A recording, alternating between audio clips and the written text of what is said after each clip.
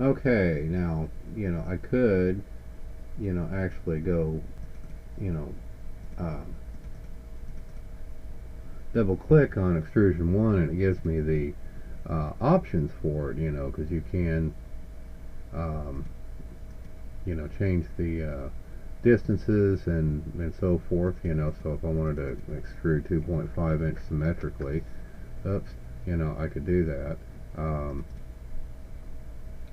if you click on something, you can edit the extrude. This little menu pops up here, or edit the sketch. It's kind of cool.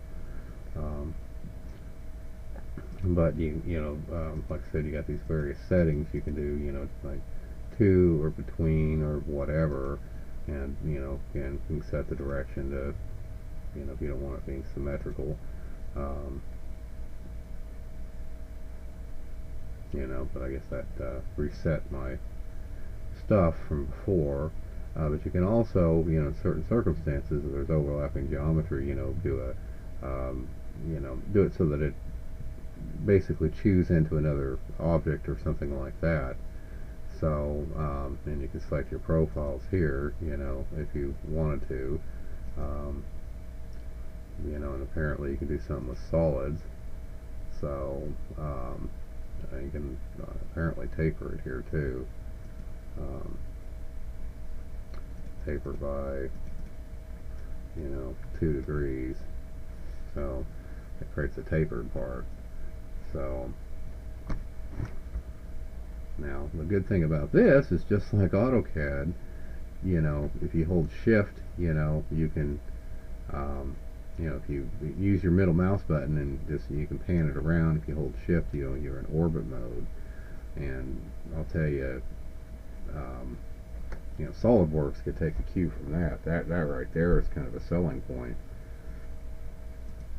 By the way, too, they have this view face command, so that can help you rotate it. But you can also just grab the view cube like on anything else, and select the various um, buttons and so forth. But like if I wanted to align my view to that face, it's aligned to the face. So it's actually pretty cool. I mean, I actually like the navigation on this better than SolidWorks. Um, because it seems like SolidWorks has its own little way of doing things, just like 3D Studio does, and ugh, I can't stand it, because of moving around, something you often do. But like I said, the real thing that's great is hold shift, and you're in orbital view mode, so that's awesome. By the way, another kind of cool feature of this is, like if you wanted to edit the features, oops,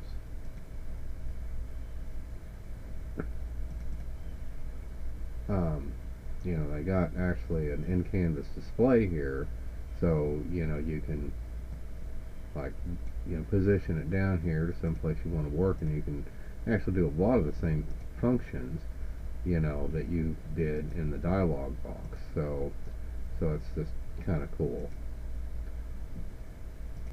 Okay, in a sketch, if you do have that on, you can actually have it show constraints for objects that you select.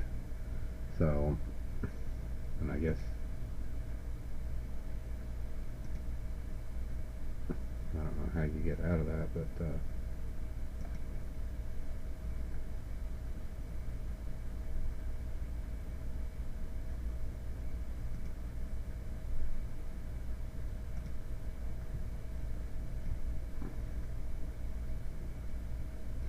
I mean, certainly you can click the little X, to not display them, but that can be difficult. But yeah, I don't know why we're in this mode still. I guess these are other constraints, but I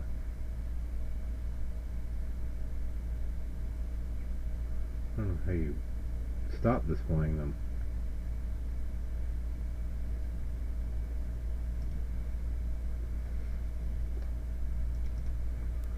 Yeah, they're still displayed, now. So I can still see these two constraints, were there.